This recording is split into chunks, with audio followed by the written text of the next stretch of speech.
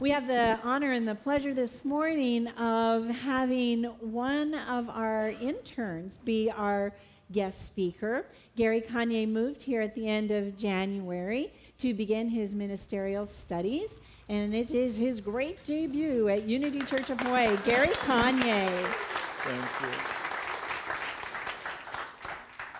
A clean slate, a brand new year, a new day, a new opportunity to be in the presence of love.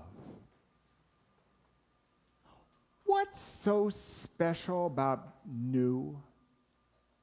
Why do we get so excited about a new year? Be it a new car, or a new relationship, a new idea, a new song that just lifts us up. What's so special about the new?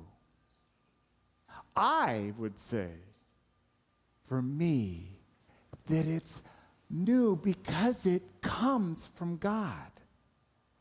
Since God is here, present, always, now. That what's past is gone, and God's never gone. God's always here and always present. So we are here on the first day of this year to celebrate. And one way we're going to celebrate is the white stone ceremony. Now, when you came in, you should have received a white stone and a pencil. If you did not receive one, raise your hand and an usher will bring those to you. And for our online viewers, if you look on your screen, you will see a button that you can click, put your name and address, and we'll mail the white stone to you.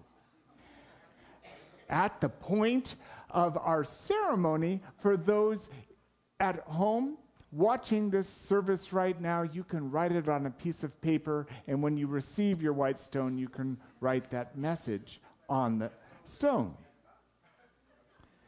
So this white stone ceremony, it's done through Unity churches. Right now, it's happening all over the world in Unity.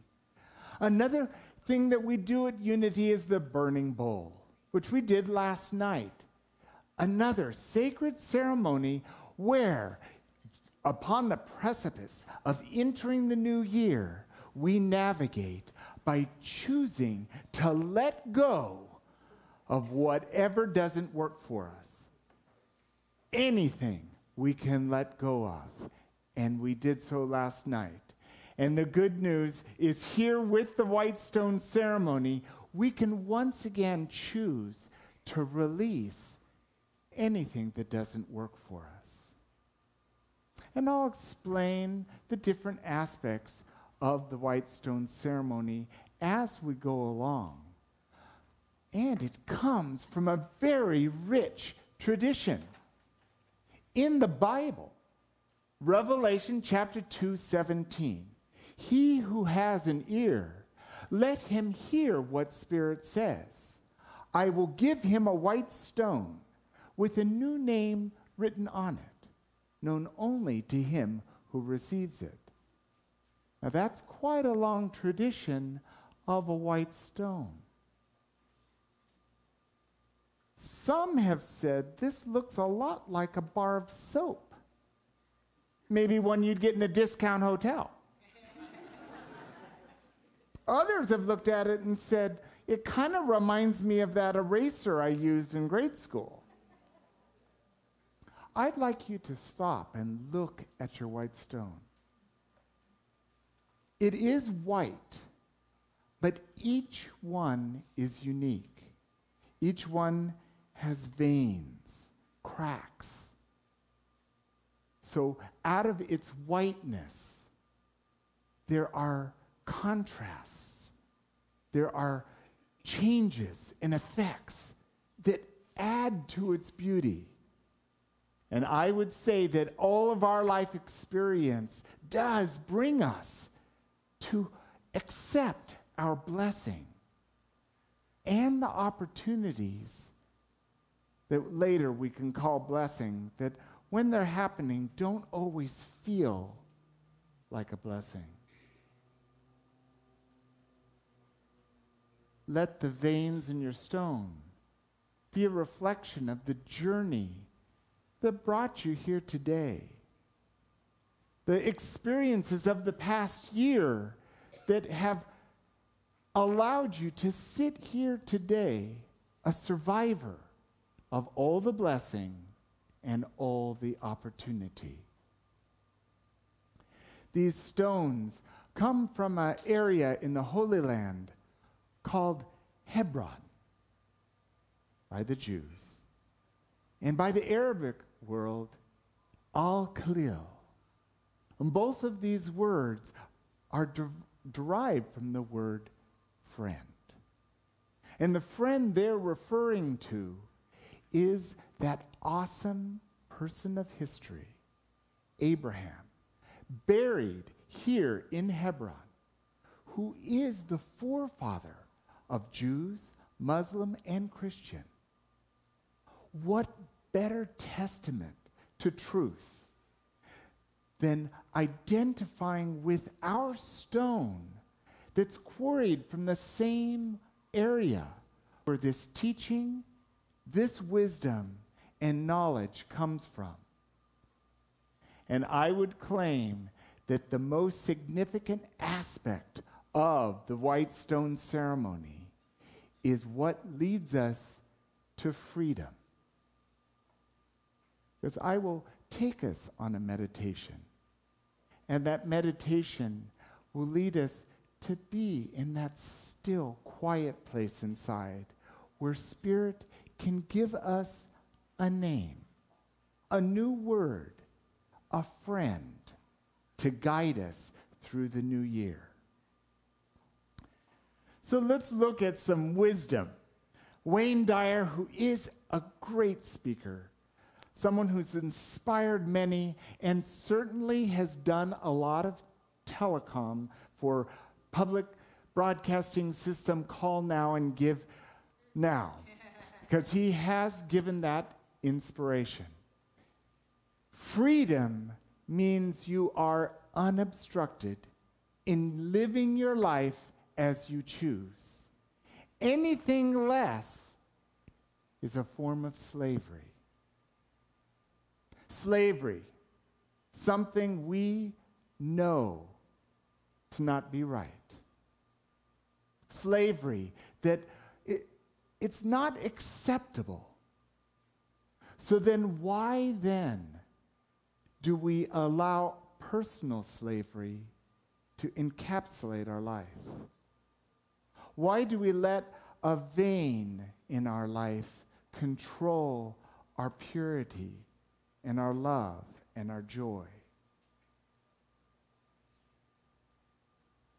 On January 4th of last year, I was sitting in Maui eating my granola, and I got the divine guidance to become an ordained unity minister.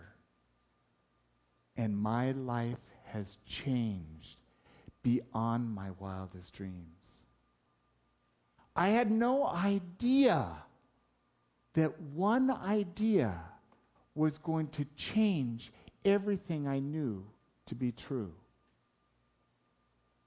Freedom is having complete choice to be, do, and have anything at any time. There is a wonderful unity writer, Martha Smock. She's become one of my personal favorites. And she says, freedom is yours, but you must realize it and claim it. There is nothing that can limit or bind you, for in truth, in spirit, you are free, unfettered, and unbound. What good news! It's as simple as this. We can choose it, claim it, and it becomes what we are.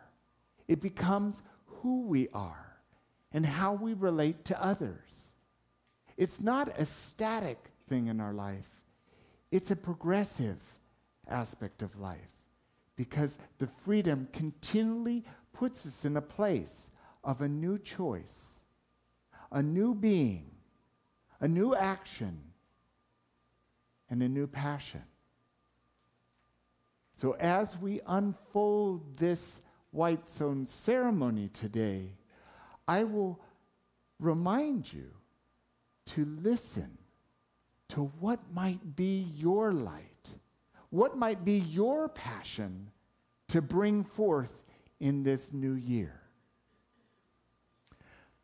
Co-founder of Unity, Charles Fillmore, wrote many things, and he writes this piece of this white stone ceremony process we're going to do by saying, every man who accomplishes things sees first in his mind what he wishes to do. This calls to the unity principle that what we think becomes our reality. What we place in mind becomes our very existence. This now moment, again. It sure seems easy. But where do I trip it up? Do you have that experience where you're moving right along and you know what you want and you know what's lighting your fire, but something may stop you and hold you back? That's not God. That's just us not claiming it and owning it for now. Shakti Gawain, a gifted writer and inspirational speaker, says this: every moment of your life is infinitely creative, and the universe is endlessly bountiful. Just put forth a clear enough request, and everything your heart truly desires will come to you. This is what I've been talking about. It's what we've come here to experience today, this first day of the new year. It is a new name, a word or two. We don't need to go into the white stone with ceremony with this idea of it's going to be this or that. I ask you to allow Spirit to talk to you so that the word that's already written on your heart can come forward. And also be gentle with yourself. Because if this new name, this word doesn't come to you right now, take the stone home, meditate, and it will be revealed to you. For Spirit knows when the right time and right place for that to manifest for you. It comes by asking, by stop and listening to the Spirit within. What is my calling? What am I being attracted to this year? What's being unfolded within me so that I can blossom more peace, more love, and more joy? Receiving. We ask and we receive. Sometimes we don't understand what it is we're receiving. But if we breathe into it and trust it with the faith, we can claim it as truth and let it teach us and give us exactly what we need in each moment. And so with that, we'll enter into meditation. Now there's a space inside us that's quiet, peaceful. That space where we connect with the divine presence. Allow your eyes to close gently. Breathe deeply. And we know that we are in the living, loving presence of God. We know that in this presence, we can let go of any baggage that doesn't serve us. We know that everything is possible because it is this divine grace that is our source and supply. So ask this Spirit, this knowing within you.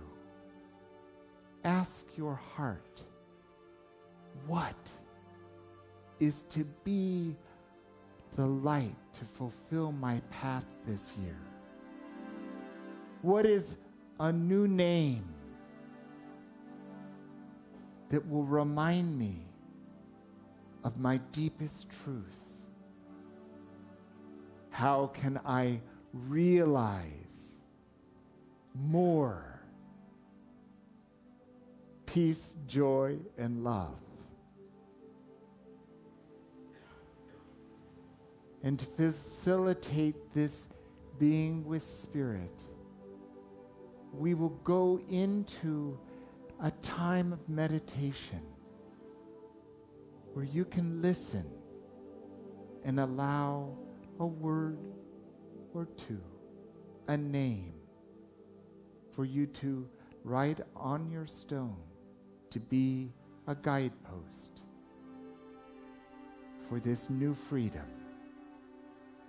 And now we go into a time of silence.